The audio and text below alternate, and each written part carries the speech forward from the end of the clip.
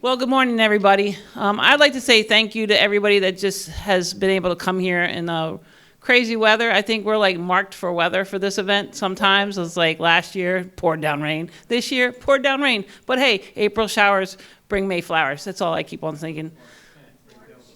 I ain't there yet. Don't you know? And then the Ides of March bring April showers, bring May flowers. Hello. So, again, I'd just like to say thank you to everybody that attended today.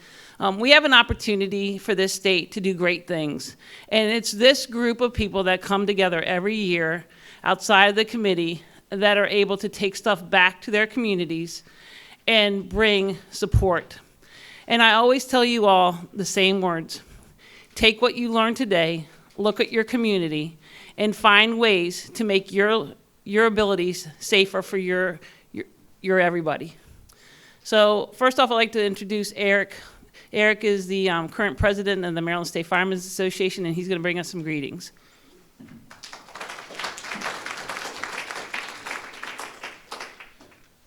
Good morning. Thank you, Teresa. First of all, welcome, and thanks for traveling in all the rain, and also where else we're going to be on a rainy day. So that's all good. You know, I want to say thank you to our fire ambassadors and giving their message across the state. It's always great to see how these young ladies work for us, and they really sell our message. I think for us in Annapolis, we continue to work for sprinkler legislation, smoke detectors, CO detectors, and sometimes that's an uphill battle, but we're going to continue to fight with that. I'm sure Jason can probably echo some of that, and some of that is politics, but I'm hoping that we can continue to move our initiatives forward. And last year we had over 80 fire deaths across this state.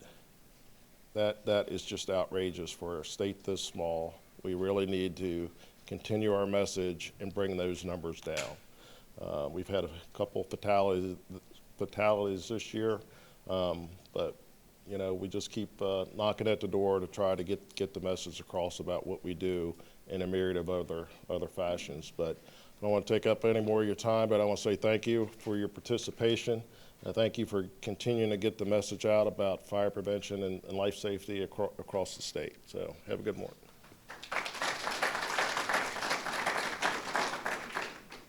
Now we have Joan Kramer. She's the junior vice president of the LAMSFA.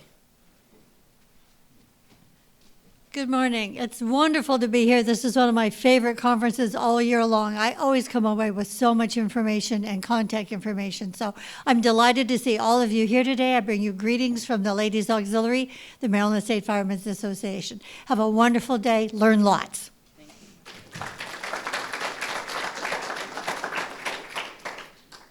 As we know, I'm going to hold off on Jason real quick because I want to do something. There's a lot of people in our lives that help us.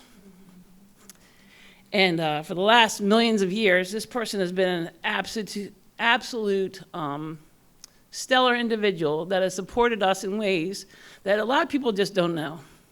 You pick up the phone, you make that call, it's what do you need, what do you got? I need this, and it's always, I got you. So I made this person register for today. Timmy, I have something on behalf of the committee for you.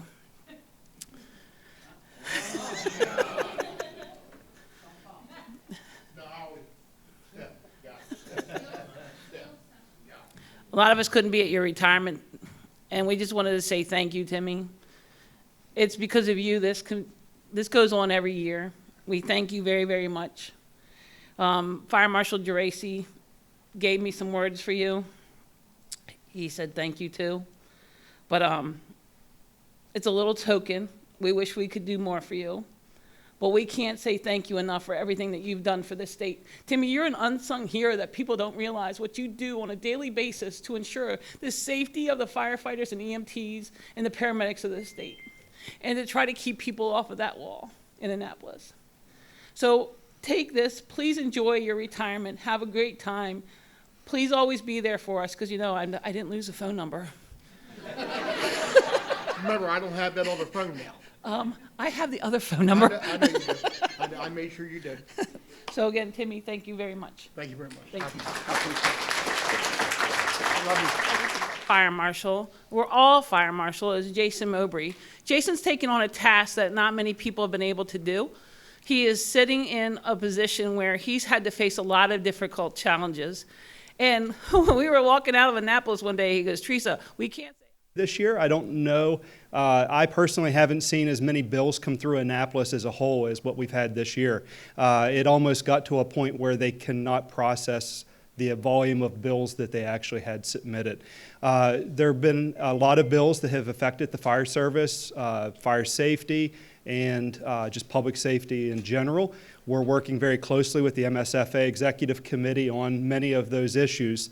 As the President mentioned, we're working with them on bills that affect non-sprinklered high-rise buildings and safety corrections to those facilities. We're working with them on a bill that could change the minimum age of children in family daycare homes that we feel could be an unsafe situation and conflict with the fire code. So there's a whole host of bills that we're working through. We've had a lot of success to date at advocating for fire and life safety at Annapolis, and that's obviously everyone's concern and mission at this point during the session. So we don't anticipate any unexpected turns or anything at this point with that. On our fire prevention code enforcement side, we've been working closely with the Fire Prevention Commission to finally get a new fire code to move forward. We were not successful at the last code cycle. It did not make it through for approval at the state level. There's some issues that we're working around with that, but we're 100% confident that this year we will have a new fire prevention code. We will be adopting the new versions of NFPA 1, the life safety or the fire code, and NFPA 101, the life safety code. We're in the process now. The Fire Prevention Commission has received the requested amendments. They're working with the superintendent's office to come to a compromise for a document that we can move forward through the approval process. And I see we have Commissioner Bilger here, so I'd like to acknowledge him and the work the commission's done to try to move the code forward. So we appreciate that. Last year, we did have 79 total fire deaths in the state of Maryland, so we were just at that, below that 80 threshold. 60 of those deaths occurred in residential homes throughout our state. 12 were vehicle-related. Oftentimes, vehicle-related fires are crashes that require some sort of a mechanical failure. There's a fire, the person is maybe trapped in the vehicle from the accident and succumbed to fire. And another important point would be that we had 10 multi-fatalities last year. So far in 2024, we've had 12 confirmed fire fatalities, and there are 7 pending. The end of the year, right around Christmas and New Year's, was a really difficult time with some fire deaths. We had a fire death Christmas Eve in Allegheny County. It was in the city of Frostburg, had a female victim that wasn't in great health. Became aware of a fire in her home, and she called family members for help, and it delayed the 911 response. By the time the family members realized what was going on, called 911 and got the fire department there, it was too late to be able to rescue her from the home. Then Christmas Day, we had a fatality in Northeast Maryland that took the life of a child. It was a multi-family home. That case has popped back up in the news in the last week or so for those that are in the northern part of our state, northeast part of our state. And then about a week later, we had an apartment fire in Washington County where a mother was on an upper floor apartment, unsprinklered building, and there was a fire. She was able to evacuate one child, but not the other child. So, we lost 2 children in a pretty short time frame with that. So, obviously the work that we all do here is incredibly important. We have the ability to go out, touch our communities, and make a difference. We'll never really know how many lives we save through prevention, but that's the nature of it, and it really is impactful in the communities. With that being said, our office is happy to announce, and we're working with the Maryland Chiefs, we're working with the MSFA and the Ladies Auxiliary on the next Community Risk Reduction Weekends in Maryland. The first one is coming up. It's going to be in May 18th and 19th. And then the fall will be October 19th and 20th. So they're the 2 weekends, and what we really need is we need the fire service to get out into the community. We need you to target the at-risk populations within your area, knock on the door, have the conversation, offer smoke alarms, test smoke alarms, talk about the evacuation plans, all those key fire safety components that we know really makes a difference. Our office will be out into the community. We look forward to partnering with our fire service partners. We've had really great success, particularly in the last fall with our partners in Western Maryland. We hit Garrett, Allegheny, and Washington County, and we hit the Eastern Shore. So those of you that are in Northeast and Southern regions, reach out to our local commanders. Ask if they can partner up with you to get out and knock on doors. We can't do it alone. We don't have the staff. We don't have the outreach to be able to do that. So we need our fire service partners to be able to step in and really help get that message out. So with that being said, I don't want to take any more of your time, but this is an awesome turnout. I know the agenda looks great, and I know Teresa was very happy with the enrollment as it continued to come in. So thank you for taking your Saturday to come in and talk about these important messages, and keep up the good work that you're doing. Thank you.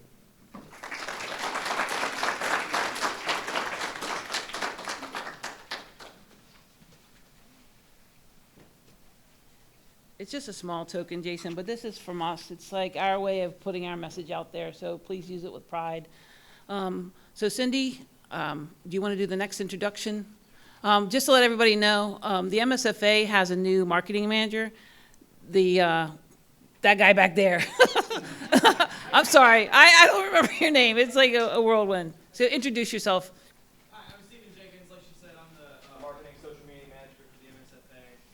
We're doing some promotional videos today. I'm not getting any audio, so if I'm walking around, I'm not getting any audio. I'm just getting some video for some website videos and some social media videos. So yeah, that's basically what I'm here for today.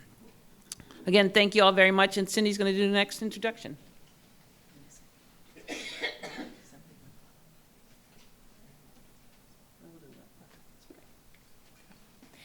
Basically, he's getting B-roll. I learned that a while ago.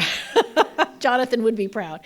Good morning. On behalf of Dr. Ted Delbridge, who is our executive director at MIMS, Dr. Tim Chismar, who is our medical director, I believe they are both saving lives today, one up in Hartford County and one down in North Carolina.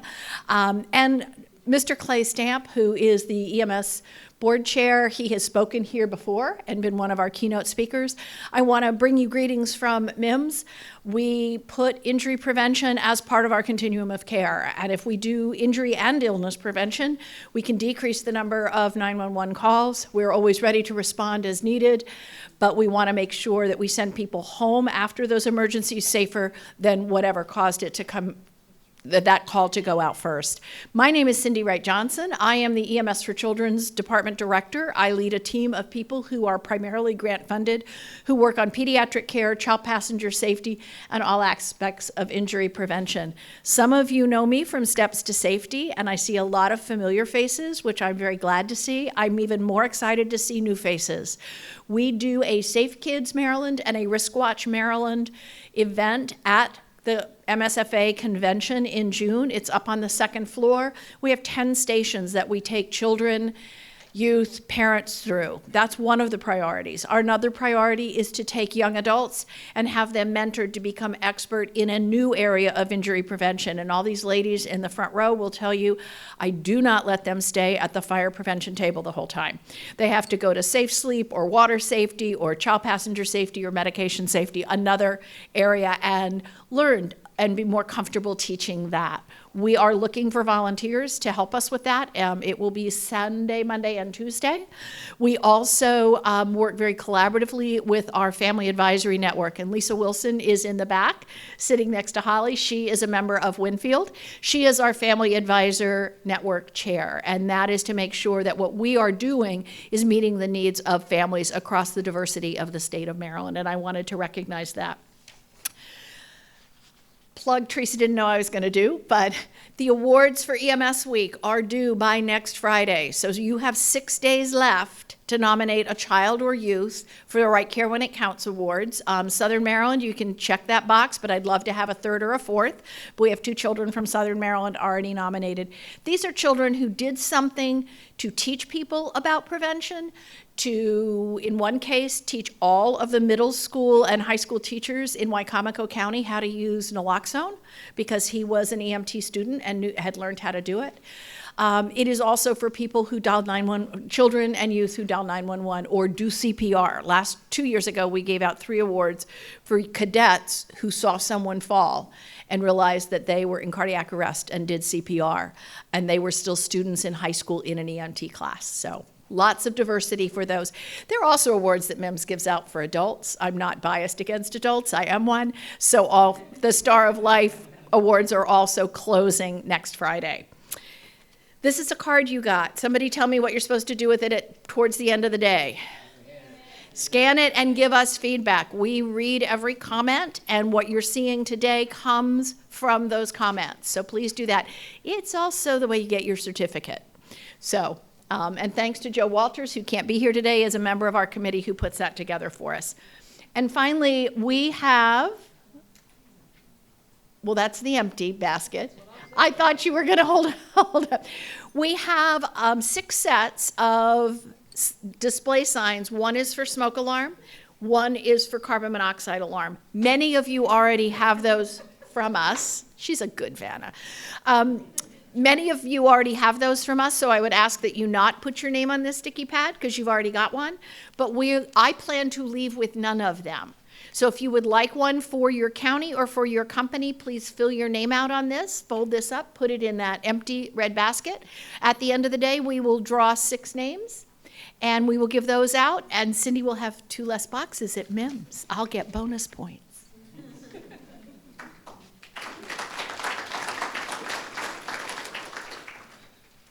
Well, Scotty said he doesn't want to talk about MIFRI. Lisa doesn't want to talk about MIFRI, but I'll talk about MIFRI. Timmy, do you want to give the greetings from MIFRI? We can't do this without MIFRI support, and we just greatly appreciate them to allow us to come in here at all hours of the day to set up programs. So please, thank you. Tell everybody thank you from MIFRI. But other than that, oh, silent your phone, because if you don't, it's $5 to Bessie Marshall. And as the Bessie Marshall chairman, I'm sitting on 7 claims right now that I got to process. I don't know what's going on. Like, I came back and there's like 7 claims in my mailbox today. I'm like, ooh. So please, we can use the funds. I'd like to ask, who's the first time here? Thanks for coming, everybody. Chris, no, you're not. Chris is always. Also, Chris is taping. Excuse me, caught today. Chris is taping for our YouTube channel. And again, we can't say thank you enough. Cindy? Madeline. Oh, Madeline. Okay. Welcome.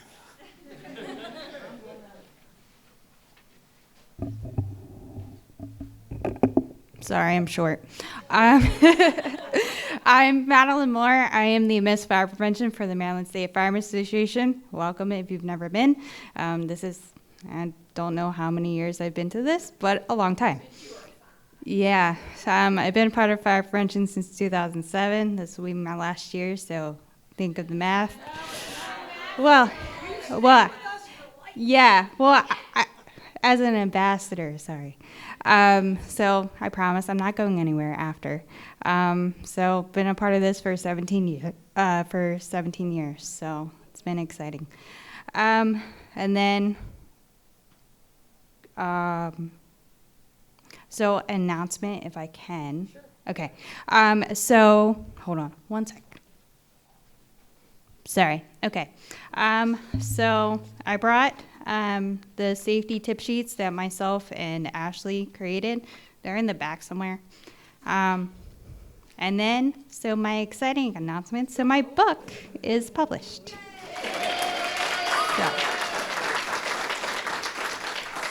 So So that's exciting. It's about smoke alarms, hearing impaired smoke alarms, fire extinguishers, and fire escape plans. And then the cool thing about it is there's Braille pages involved with it. So it's an activity book, so it has a word search, trivia questions, and a fire escape plan page. They're not available yet. They'll be available in April. So.